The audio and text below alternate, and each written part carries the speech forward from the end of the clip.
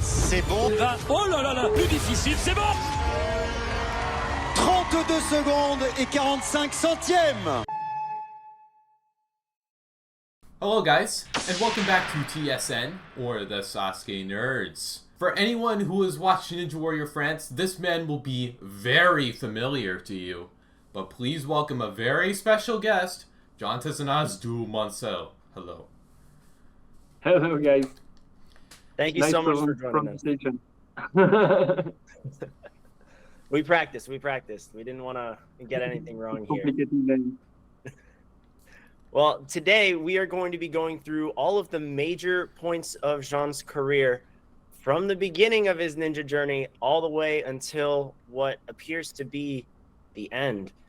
So we're going to get started not with season 1 of Ninja Warrior France. No, we're going back even further, 1 year earlier, 2015. Jean, what was it like when you got selected for X-Warrior, aka Ninja Warrior China?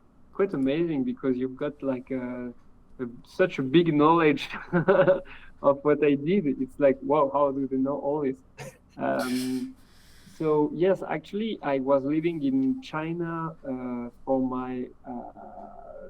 my studies, and I was on a WhatsApp, kind of Chinese WhatsApp climber group, and I knew a bit of Ninja Warrior from the US version, and one day, I just received on this WhatsApp group a message, hey guys, this is Ninja Warrior China, it's called X-Warrior, and we are looking for white people to participate to Ninja Warrior in China. Of course, I said, oh yeah, I want to try. You've got like games, like just playground, and you just have to make fun of it. And so I said, I'm ready for it. And what was amazing is that there was no casting for us because we are like we are not so many white people and not so many people that wanted to do it. So they actually asked me, yeah, you climbed, yes, you can do this, okay, you're in. That's all. And then I got a TV like cameraman and journalist that comes to Shanghai, and they filmed me for 5 hours.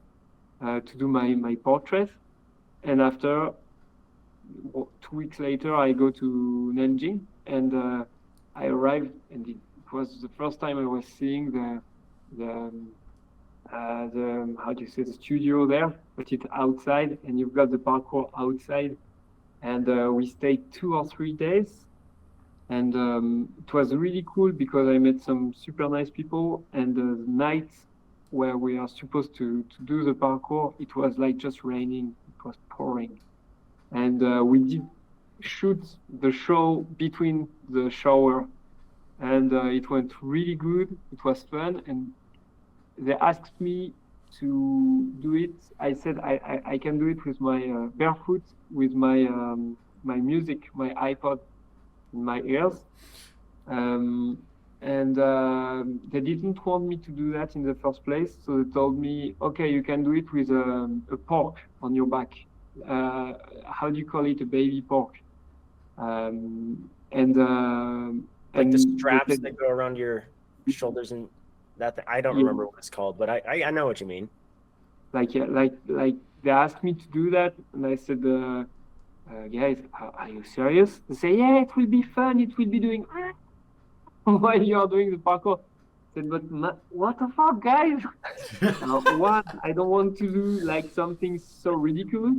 2, I don't want to fall because I might fall and I might kill the poor animal, so there's no way. So finally, they just let me do it listening to my music and barefoot. And I was listening to Bob Marley while I was doing the parkour. And I finished it, and it was cool. And then I come back to France, and so I couldn't go further. I just did the qualification run, succeed. It was quite easy, and then I come back to France. Because you had to leave early, how do you think you would have done on the rest of the season? I have no idea how I would have done in the rest of the season. There is no way to know. There was some pretty strong guys, but I think it was kind of the same as French edition. So I think I would have done same as season 1 in France, go pretty far and fall in final maybe. Makes sense. Yeah, that's fair. I guess there are some context clues, I guess. I don't remember a lot of the China course, but there's stuff like, I don't know, the hang climb is, I think it was the final obstacle in stage 3, I want to say. Yeah, I think so. Which, you monkey barred that one time. That's always a reassuring sign. And also the, I don't know, it's hard to tell, but I think you would have done great. You would have done great for sure. I also think you would have done very well. Thank you. So I don't know. you mentioned Bob Marley. What other music? I was actually going to ask you about this because I'm always curious when I see someone locked in with the earpods in and everything. Like, what do you listen to when you're prepping for the course? That's a question I've got really often, and so often that I put most of my music on Instagram. On the publication, I put the list. But to sum up, I listen to rap, but not hardcore rap.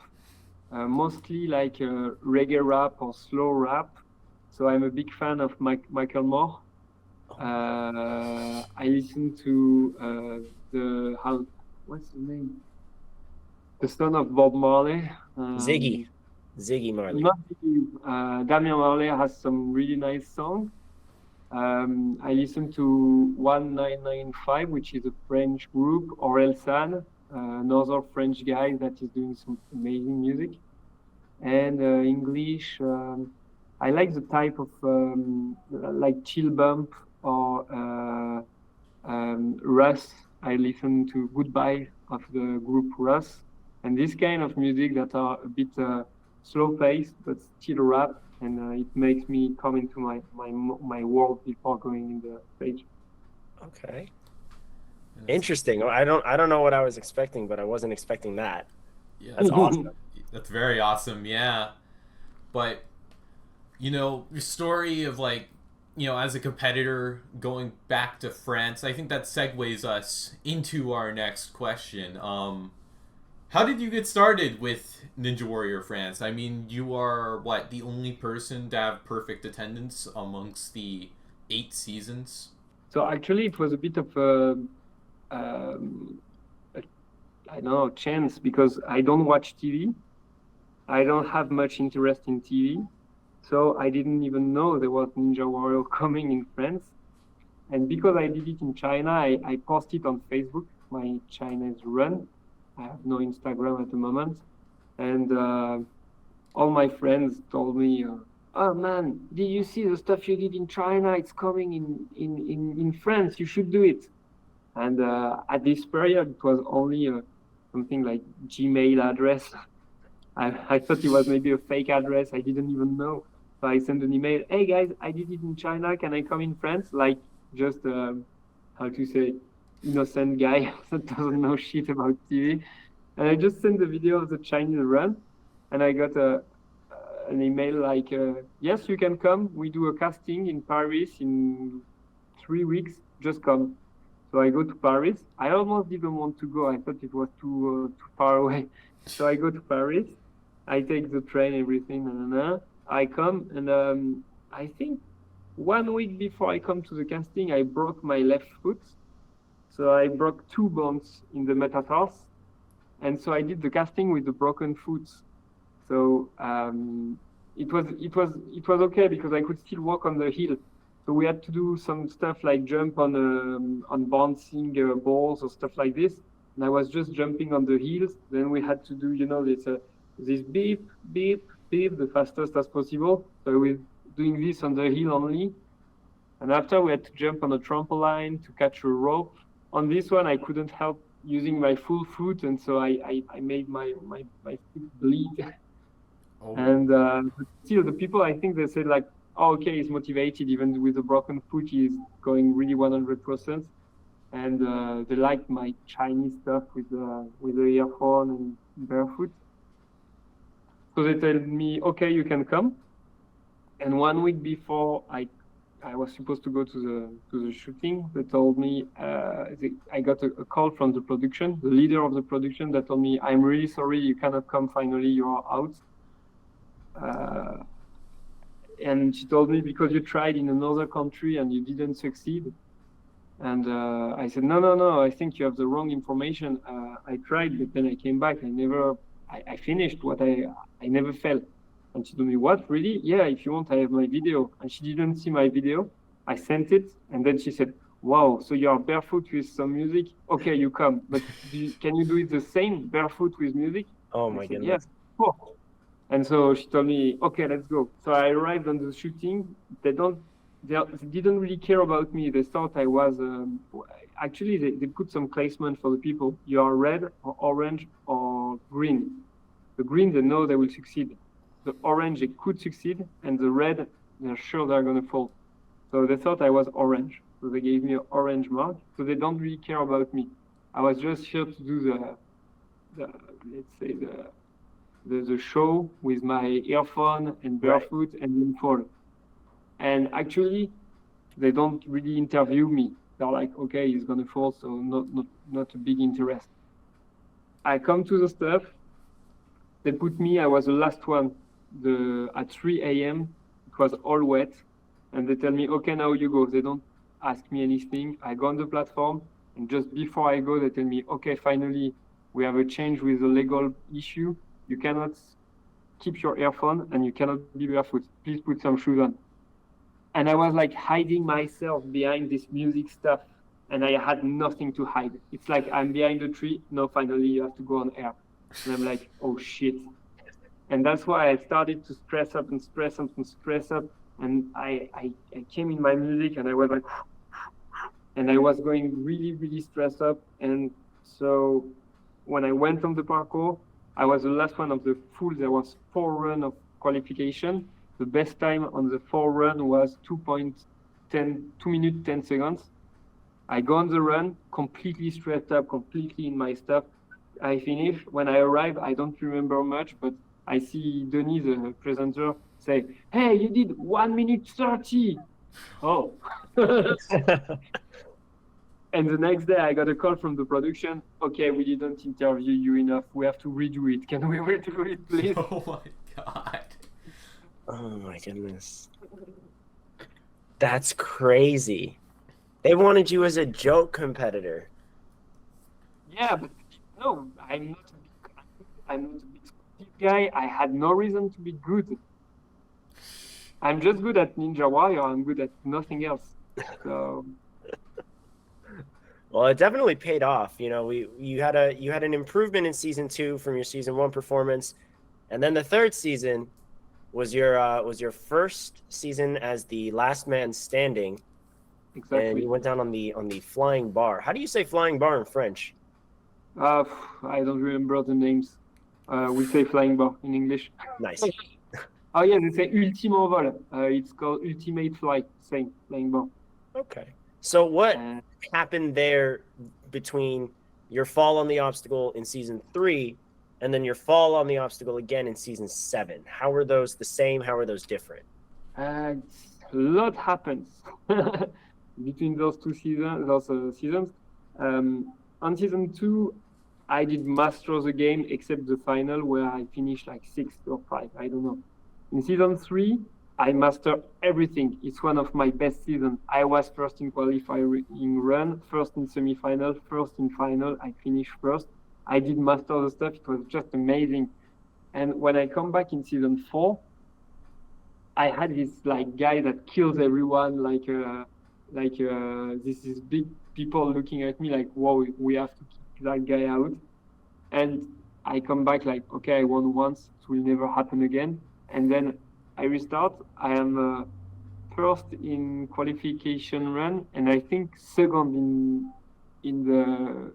No, I think I'm still first on semi-final or maybe second, and I finish and I win the full game. I'm like the first one to finish. Right. So super happy with that. It was like, wow, I couldn't believe it. And then I come back again. So people tell me, wow, season 5, why are you coming back again? You're nuts. Right. Like you already And, did it. and season 5, I come back again, and I'm like, okay, I don't care about being like the legend, what they are saying. I just want to have fun with my friends. And I win again, and it was the best season because the parkour was super hard. It was really hard, the hardest we have had in the whole season. And because it was hard, only one person to the rope, me. And so the feeling is just great. I didn't beat my time. I think I could have beaten my time, but the thing is, I didn't see how much time I have left. And I have a journalist that wants to help me, and I say 3, 2, 1, but I think he was reading the numbers. So 3 was 3.49, 2.49, 1.49. So when he said 1, I had 1.49 seconds.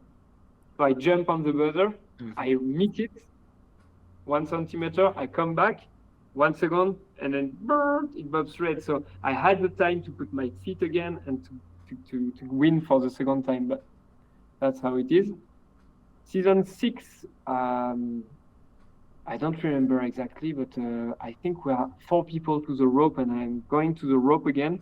So between season 3, where I fell, and season 6, I didn't fall. I did 4 seasons, if I'm right, not sure. 4, 5, 6, 3 seasons without falling. Right. And so it was quite cool. But on the season 6, we are 4 people to the rope. They make a really easy season. I had no much motivation. And so we reached season 7, where I reached the final stage, the stage 3 of the final. It works really easy. I thought it was too easy. I arrived to the last obstacles, the flying bar, that I knew. I had done it maybe once or twice already, I don't remember. And I arrived to the flying bar, and like, I look at it and I said, okay, it's too easy. It was too easy this year, and I don't like the rope. I'm like Kevin Carbon. We talked about it last time. It's the same as me.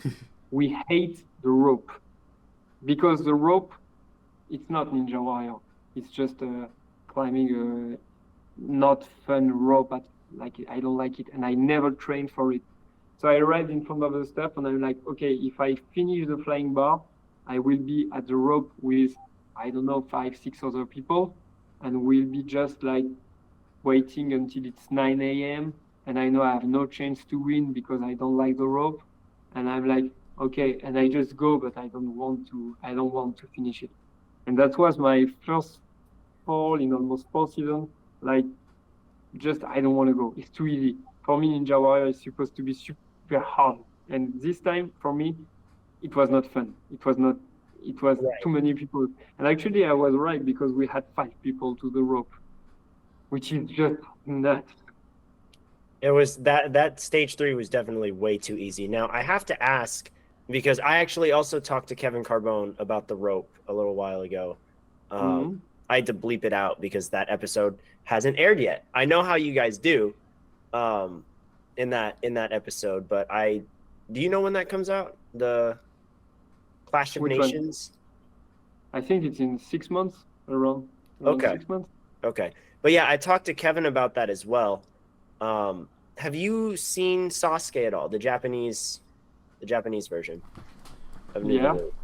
Have you seen their final stages with like the chimney climb and then the salmon ladder and all that? Would you prefer that instead of just the rope? I think it's more fun than the rope, but it's still not Ninja Warrior. For me, Ninja Warrior is one obstacle with like 2, 3 moves super hard where you have to think. The salmon ladder, you don't have to think. You just have to cook. It's just like being strong and stupid.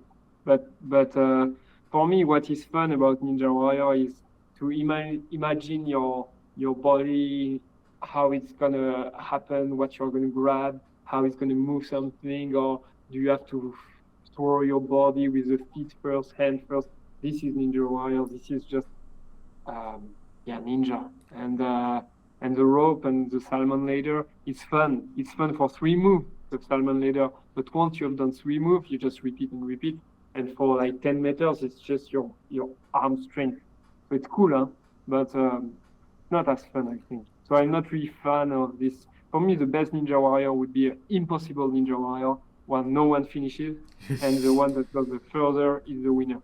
Oh yeah. Yeah, I get what you're talking about. I get what you're talking about, because for the rope, yeah, the people who are the best, you know, who specialize in rope climbing, yeah, would be the people who benefit there. Yeah, I think that's a very fair thing, you know, to like about Ninja as a whole. Yeah, and American Ninja Warrior is already hyping up for their finale. Someone's going to win this season, and they're promoting it, trying to get more viewership and everything. And a lot of fans are talking about like who's the greatest ninja of all time, and they're all saying whoever wins is going to be the greatest. I'm just, in my opinion, I'm with you. I'm like, really, like whoever wins is the best rope climber. They're not necessarily, in my mind, the best ninja, because there's so many other like amazing ninjas out there. You know what I'm saying? Now, with the multiple obstacles on the tower, there is a show that you've been on that is doing that right now. Kane, what show would that be? Ninja Warrior Germany. That's right. And you were part of Team France for Germany's first 4-nation special. How was it representing your country for the first time in Ninja? It was a fun moment. It was a bit frustrating because you have to know Ninja Warrior is a competition, and unfortunately it's also a TV show, and you've got some irregularities from that. And so the German judge showed us the different obstacles, and told us, yeah, you know, in Germany we are really straightforward. So if you do something wrong, we kick you out. There is no discussion or anything. And we say, okay, no problem. We are okay we want to have a fair competition. And when we arrived on the first stage, there was this stuff where they say you cannot use the plexiglass on the moustache. So you balance on the moustache and jump on the side, and you cannot grab the plexiglass. Right. And so the French guys, they all grab the plexiglass and they try not to grab it. So they grab it, let it go, and they fall. So we have 2 or 3 guys that fell on this. And the German team, they all grab the plexiglass, like fully both hands grab the plexi, and like nothing happened. Like they don't get kicked out. And so I got super frustrated about that. And I even made the judge, the referee, I asked him to come. I put him the rules. They were written on the rule. And it was written, you cannot grab the plexi. And I said, look, I put the paper, I said, you know, in Germany, you say you're straightforward. And in France, we like when it's fair, because that's why we did the revolution. So look, this is the rules, and you didn't respect it. So what are you going to do? And the guy said, yeah, you're right, but we cannot change it. So that's how it's going to be. And they didn't change it. So honestly, the German team was really strong this year. So they would have won. Me, I didn't do this first obstacle. I just went on the second stage and third stage.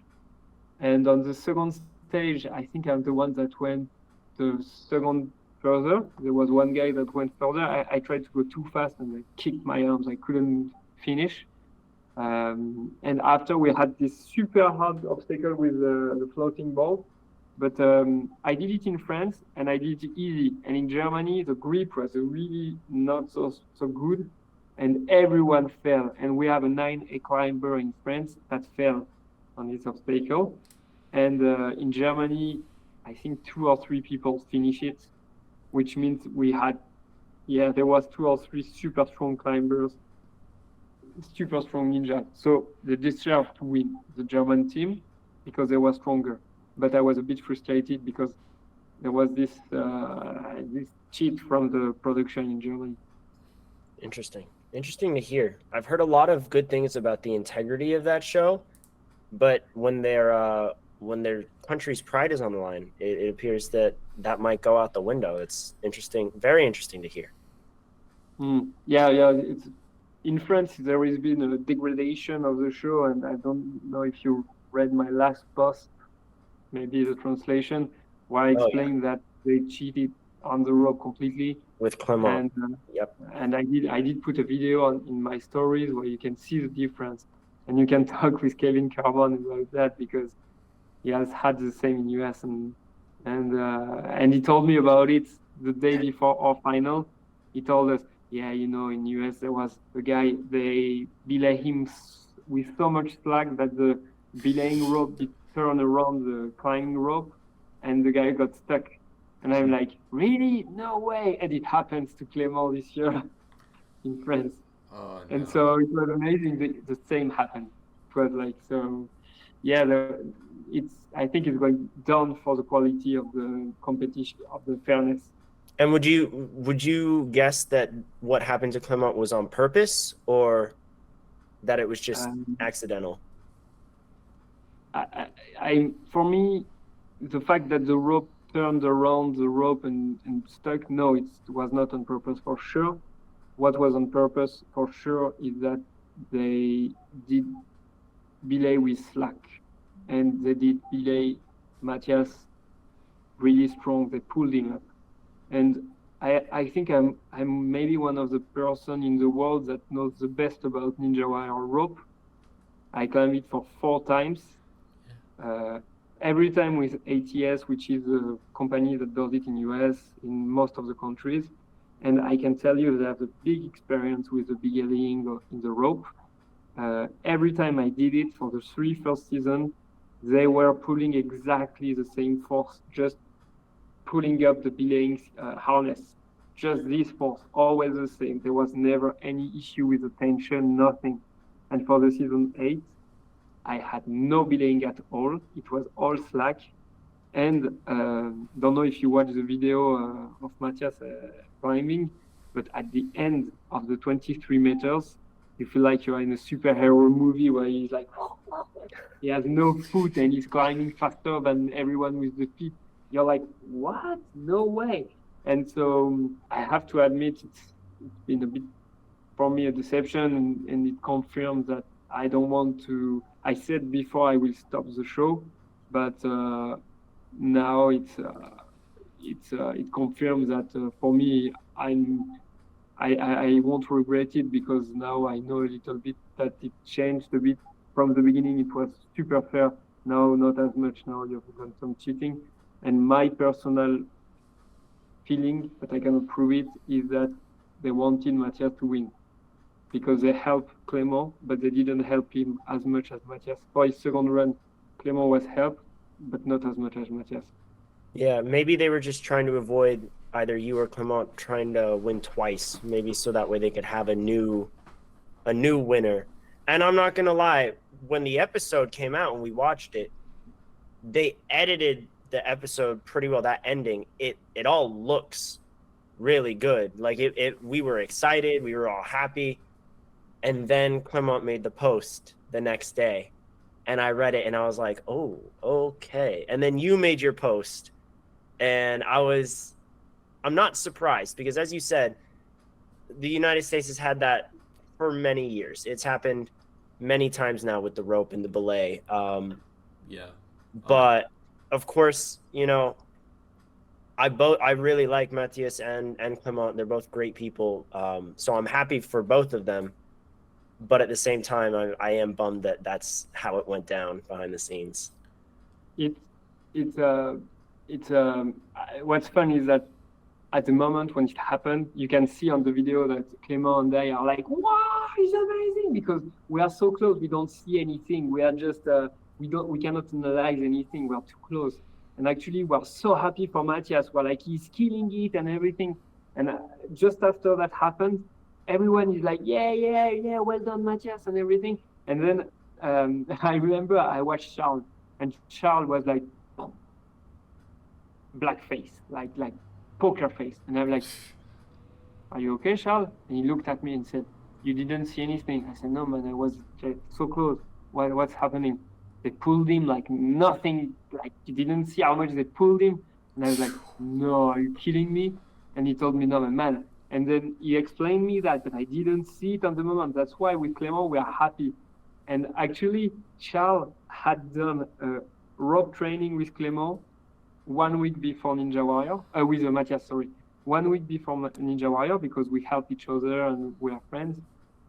And Matthias did like with a full warm-up, but not too tired, not in the night, not with the parkour of the stage 3 in the arms and everything, 33 seconds. And he was super happy to do 33 seconds. It was like the best time ever for him. And during the show, after all the exercise, he's like 23 seconds. It's like, okay. And Charles knew that. That's why he was kind of surprised to see Matthias climb so hard. So he looked at the beginning rope and he was like, okay, it's bullshit.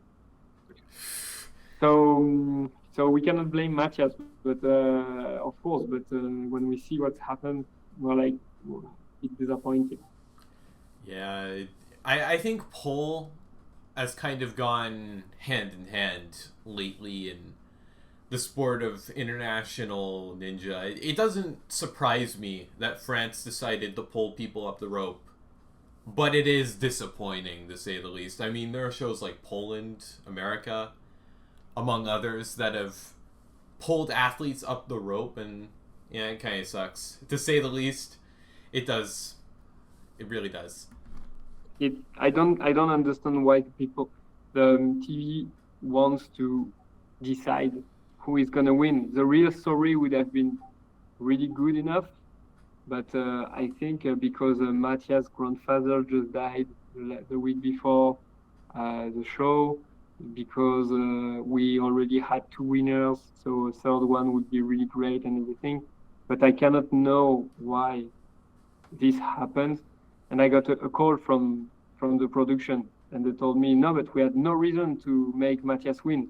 And I said, I don't want to know if you had reason or no, it's not my problem. All I know is that I can see on the pictures, and I know Matthias was pulled. I have no reason, I cannot even say you did it on purpose. This is not my point. All I say is someone pulled 30 kilo out of Matthias, 20 to 30 kilo. So it's not 5 kilos, it's big. But apart from the rope, that's why I don't like the rope, on the obstacles, there's no cheating. And Matthias and Clément and I did manage to finish the parkour and go to the rope. And for me, this is the most important. And when you arrive to the rope, for me, you have finished Ninja Warrior. After, just, it's not fair anymore. And I don't like this obstacle because of lots of reasons I explained already. But the parkour this year was really interesting. The interstellar stuff with the planet was really fun. Made a lot of people fall. Yeah. So it was cool. So on the subject of the rope, I did want to talk a bit more about your win in season 4, because less than 25 people in the world have done it, and you are one of those people. So how was that first experience, before the controversy, before you kind of just stopped training for the rope? What was that like to really get up to the top and take the title of the first champion of Ninja Warrior? So first I want to say I did the rope in 32.4 seconds because at this time it was not 30 but 40 seconds. Mm-hmm. So for me it's a bit of a regret I didn't do it under 30. But that's how it is. And about the feeling, I think it was one of the hard time of stress in my life because I did the rope first.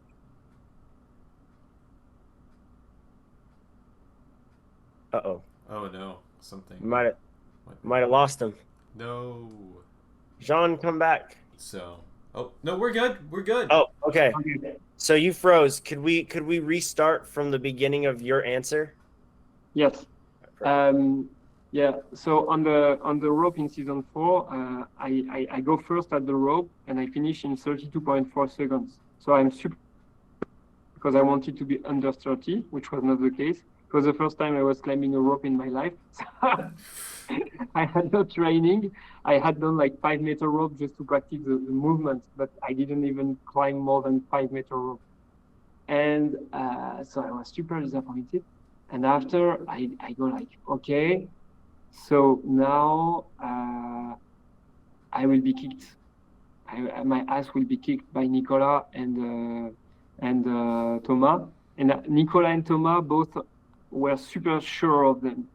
Nico said, yeah, I'm training. I've done like one training a week for 1 or 2 years, so I'm sure I will win. And Thomas was like, no, but I train for rope since I'm born, so I'm in a circus, so I will win.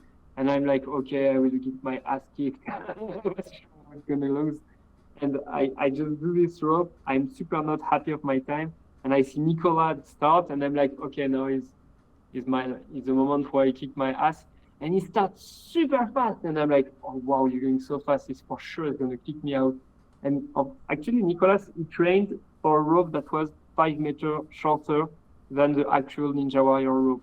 So he went super fast for the 15 first meter, around 15, 18. And for the last 5 meters, he was like exploded, super slow. And he even stopped and he was dead. And I was like, wow, I'm so lucky. And I see him like lose the time. And I'm like, what? So cool. And then I see Thomas, and Thomas was like, for me, even stronger. And I was sure he was going to do it. And actually, he goes only with the arms. And he climbs with the arms. And what's fun is that my father was just there. He was like next to Thomas' family. And he sees Thomas start only with the feet, with the arms. And he's like, oh, John, my son won. Amazing. He was just starting, but he knew he was going to lose. And he sees the father of Thomas look at him like, he sees the father of Thomas look at him with a black face, like, but actually he was right. It was completely impossible to beat the time with no foot. I don't know why Thomas did that, but so I was lucky. We've seen like you can start with your arms, but then maybe like a quarter of the way through, you really got to lock in with your feet. And I remember Thomas's climb he went almost halfway with just his arms, and that's when I was like, yeah, he's not doing it. Yeah, it's just impressive what he did. Only with his arm climbing 10 meters this fast, it's just amazing. But for me, you should always use your feet. You're faster for 5 meters with no feet, but after you get too tired, and at the end of the rope, you are just dead. So you need to have save your arms and feet and everything. But I'm not the best at the rope. Clément is, so yeah. Should talk with Clément, but me, I don't train so much. I don't train at all. Yeah, that's fair.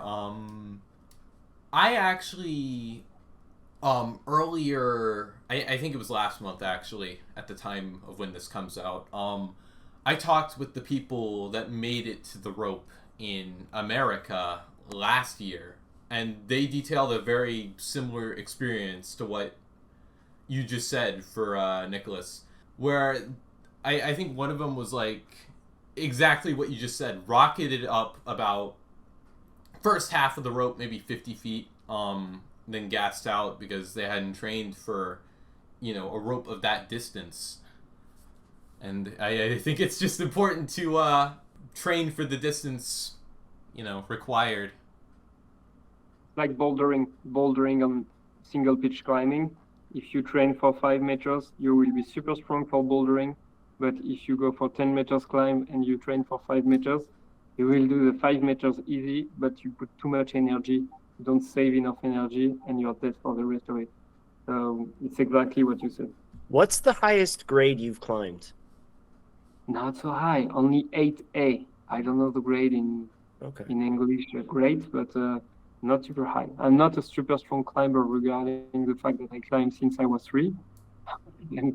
I'm a mountaineer, ice climber, flyer, but for climbing, which is my main sport, I'm not so strong. Interesting. Now, I do want to bring it back to Tomas. We actually briefly mentioned this in the planning process of the interview. Tomas, that same year that you won, got invited to be part of Team Europe for USA versus the world and not you. You expressed a little bit of frustration. Obviously, you were happy for your friend, but did you have any thoughts on not getting the call to come to the United States for that? Actually, I learned about that after it was shoot. Thomas told me, yeah, I did US versus Europe. I was like, what? And when he was called, it was after season 5, I think. I had won season 3, 4, and 5. And I was like, why didn't they call me? I have no idea. To be honest, I have no idea. And a big frustration because it would have been super fun to participate in US versus Europe. But I think they didn't take any good ninja. I mean, Thomas is a good ninja, but they didn't take any big winner. They took mostly some people that are famous. They took Magnus Mikbo. They said he's part of Team Europe, but he had never participated in any Ninja Warrior in any country. I think he's a killer. This guy is super strong, and I think he did good. But why take someone that never participated when you've got some people that you know they are used to the pressure, they are used to shoot during the night without sleeping, they are used to sleep 3 hours and then do the show. And I mean, this was something really, I didn't understand why they did that, but I think because Thomas is on Instagram, he's in Cirque du Soleil, really famous company, and me, I'm just an engineer in a sports company, and I don't like Instagram. Fair enough. I also think that it's because the year before that, for their international competition, the United States lost to Australia. And so when you talk about stories and how, production likes to shape their stories, my personal theory is they wanted a rematch between the United States and Australia so that way the United States could win.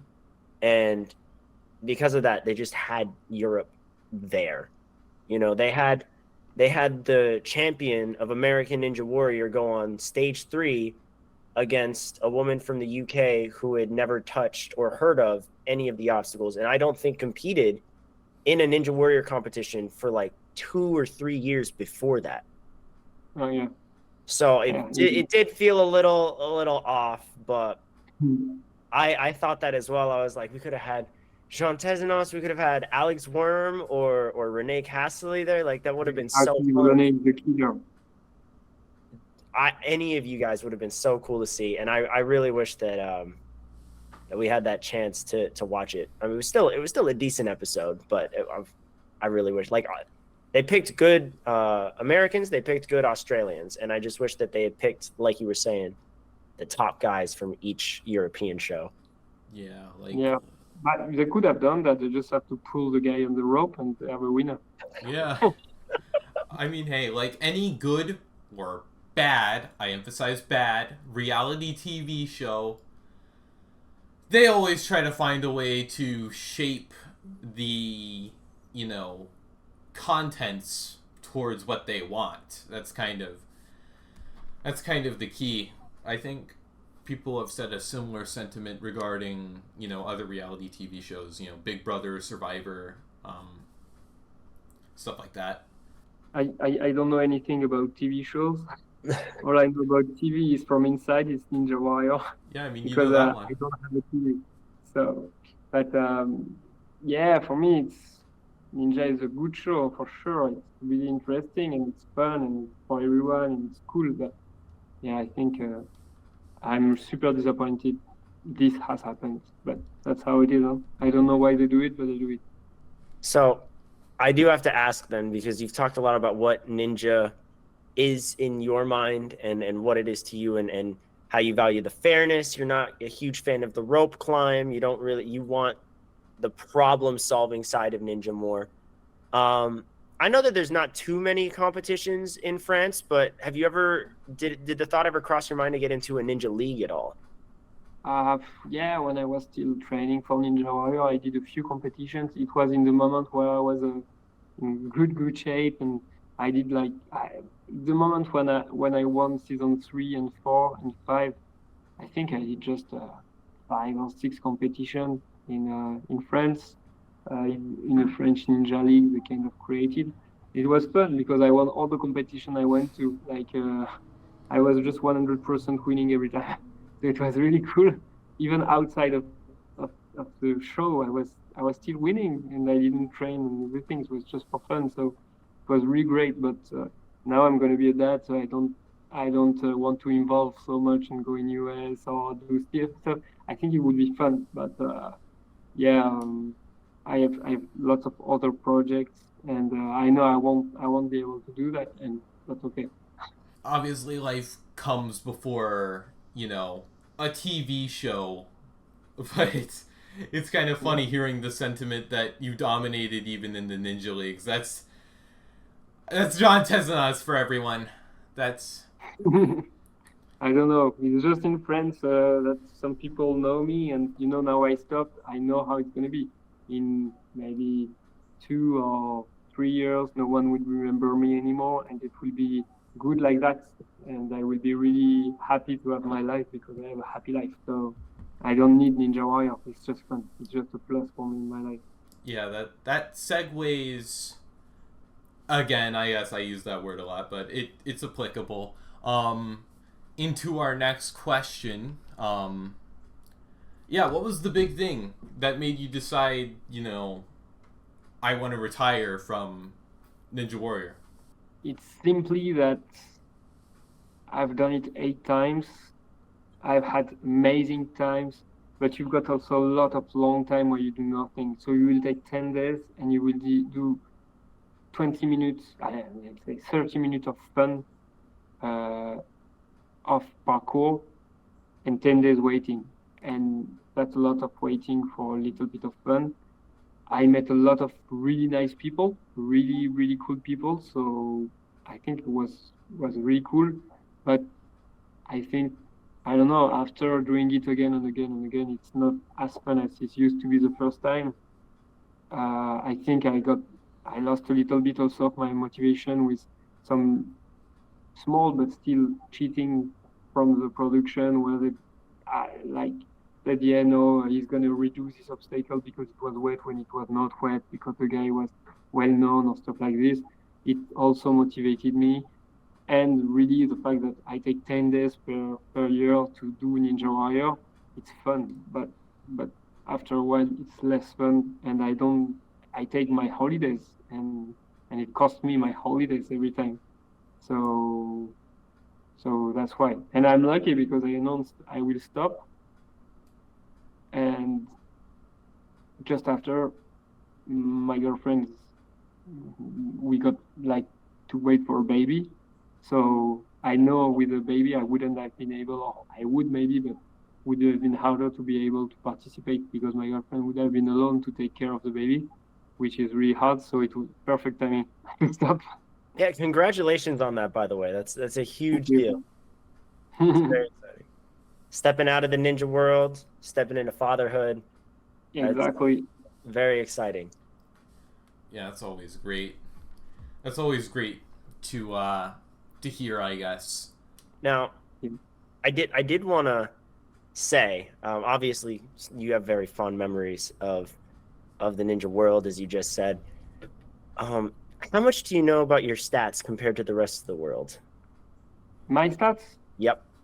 I have no idea because each country is different. Some countries are harder than other countries, but I have no idea. I think I'm I think some people, I've heard a Japanese guy has done 15 Ninja Warriors, so I'm one of the guys that did quite a lot of participation, but that's all. So, you were one of 28 champions around the world since it began in 1997. You are one of, I believe, 8 people less. Wait. You are one of 4 people to make it to the tower 3 times in a row.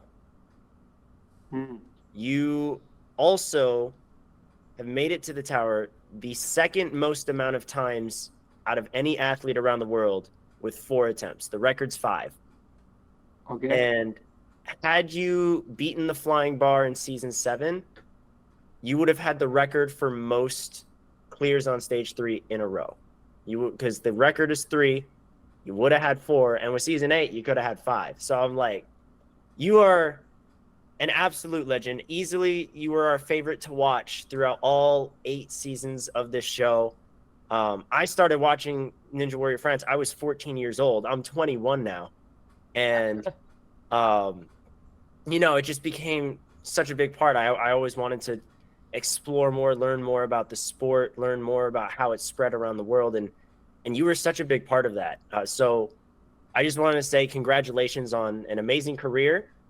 Best of luck with your next chapter of life. I'm very excited for you. And just thank you for making as big of an impact on the ninja world as you did. It's an absolute pleasure to have met you and to interview you today. Thanks a lot for the interview. I think it was one of the most complete interview I've got on Ninja Warrior, even with like some journalists from the biggest newspaper in France. And honestly, I didn't know I had this record of this stats on Ninja Warrior. If I knew, maybe I would have just not followed season 7 just to have one more record to add to my stats. But really, it's really super cool to see that you have some people like you that are so motivated into this show and this sport. And honestly, thanks a lot. And it was really a nice interview. And I don't know. You never know. Maybe one day I will come back to the competition in 5, 6, 7 years if it happens with old guys. Do you? Hey, World Ninja League. I work for the World Ninja League, and they have their championship. If you're ever older and you want to come back into it, there's a division for athletes 40 and older. So. Yeah, 7 more years to come. Yeah. Well, anyway, thanks a lot for everything. It was really nice and really a great interview. It was nice meeting you. And let me know when you have more info, like when you finish the interview, and I will be happy to share it. Thank you. Kane, you want to take us out? All right, yeah. Before we sign off, is there anyone you want to shout out? Oh yeah, you mean dedicates? Yeah, I don't know, just my girlfriend, my family, but nothing more classical than what people usually do. I just have the people I like, and I see them every day usually, so no need to do something on an interview. It's okay for me. Thanks. All right. Yeah, that takes us to the end of this interview. Thank you guys so much for watching. Thank you, Kane, for joining me. Thank you, John, for being the one interviewed. Thank you. And we will see you in the next video. See ya.